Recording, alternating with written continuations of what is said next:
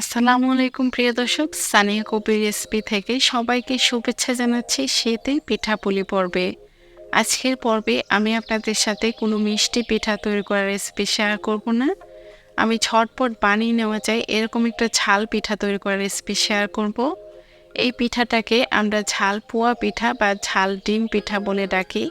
পিঠা তৈরি করার প্রসেসটা একটু ভিন্ন হলেও এটা খেতে কিন্তু ভীষণ মজার হয়।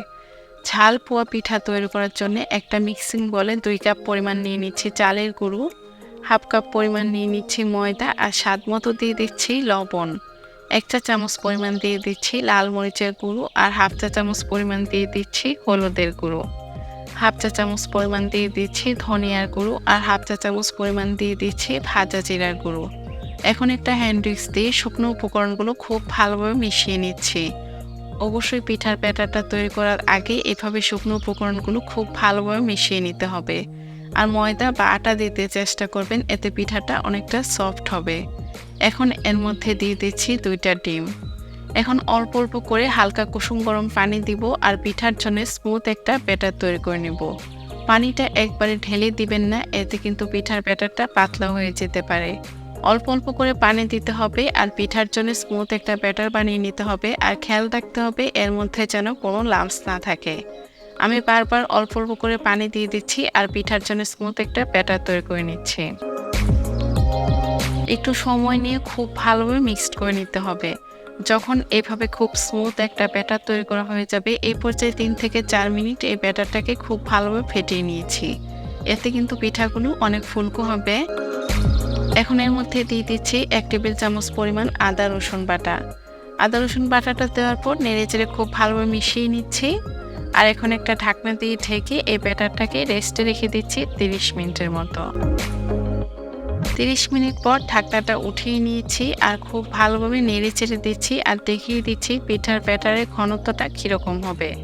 এটা অনেক বেশি পাতলাও হবে না, আবার অনেক বেশি ঘনও হবে না। এখন আমি এর মধ্যে অ্যাড করে দিচ্ছি 2 টেবিল চামচ পরিমাণ পেঁয়াজ কুচি। অবশ্যই পেঁয়াজটাকে খুব মিহি করে কুচি করে নিতে হবে। দিয়ে দিচ্ছি 1 টেবিল চামচ পরিমাণ কাঁচামরিচ কুচি আর 2 টেবিল চামচ পরিমাণ ধনিয়া পাতা কুচি। যে যে পরিমাণ ঝাল খেতে পছন্দ করেন সে অনুযায়ী কাঁচামরিচ কুচিটা ব্যবহার করবেন। এখন 3 থেকে 4 মিনিটের মতো নেড়ে চেড়ে সব কিছু খুব ভালোভাবে মিশিয়ে নিয়েছি আর আবারও ওই ব্যাটারটাকে কিছুক্ষণ ফেটিয়ে নিয়েছি। এতে কিন্তু পিঠাগুলো ফুলে উঠবে। এই তো পিঠা তৈরি করার জন্য ব্যাটারটা একদম রেডি। এখন আমি পিঠাগুলোকে ভেজে নিচ্ছি।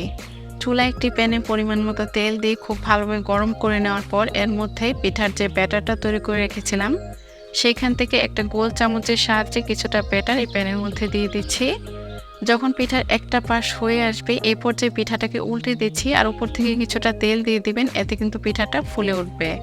তবে নর্মাল যে আমরা মিষ্টি পোয়া পিঠাগুলো তৈরি করি সেরকম কিন্তু এই পিঠাগুলো ততটা ফুলে ওঠে না, আবার শেপটাও ততটা সুন্দর হয় না।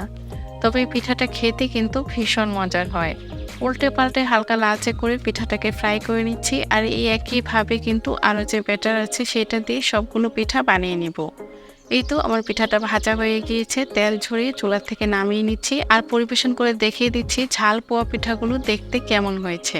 দেখতে যেমন লোভনীয় লাগছে, খেতে খুবই মজার হয়েছিল। বাসায় ঝটপট কোনো অতিথি আসলে বা বিকালের নাস্তায় এভাবে ভিন্নভাবে একটু ঝাল পোয়া পিঠা তৈরি করতে পারেন, সবাই খেয়ে অনেক বেশি পছন্দ করবে। সহজ রেসিপিতে আজকের এই পিঠা তৈরি করার রেসিপি কেমন লাগলো কমেন্টস করে জানাবেন। ভালো লাগলে একটা লাইক দিয়ে প্লিজ আমার চ্যানেলটা সাবস্ক্রাইব করে রাখবেন। সবাই ভালো থাকবেন, সুস্থ থাকবেন। আজকে এখানে বিদায় নিচ্ছি। আল্লাহ হাফেজ।